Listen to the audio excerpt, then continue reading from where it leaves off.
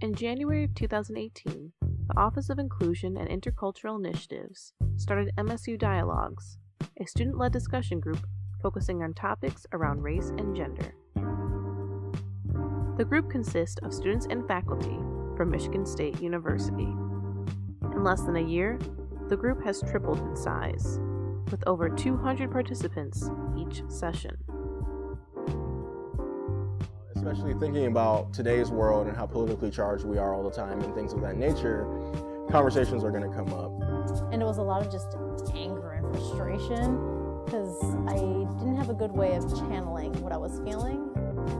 So having dialogues gave me a space to sort of stop and listen for other people's experiences as well, because their experiences are just as valid.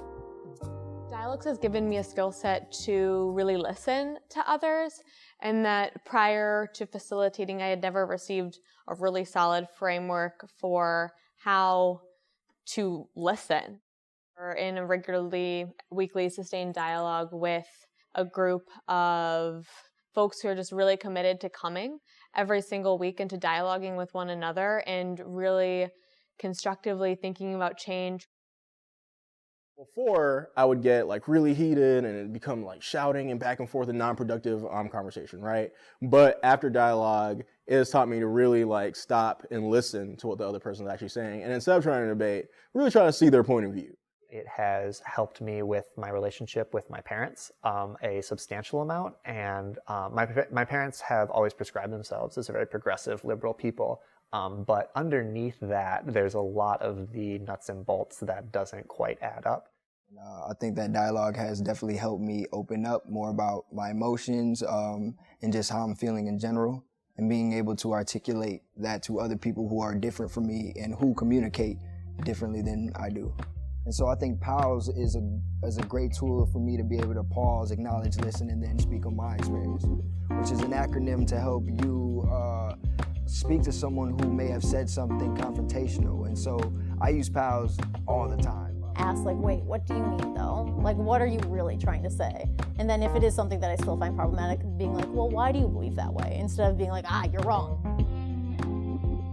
Dialogue 100% is something that would be helpful in anyone's career, to be fairly honest. It helps with communication skills. It helps build a sense of community, a sense of trust and understanding and openness.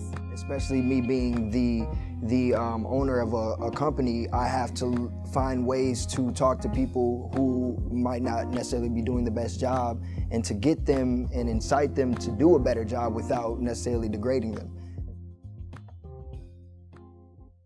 I grew up in the hood, for instance, right? So let's say I was talking to someone who didn't have that background, that experience. I didn't see it as reasonable or fruitful to have a conversation about topics like that because they didn't have a context or understanding, right?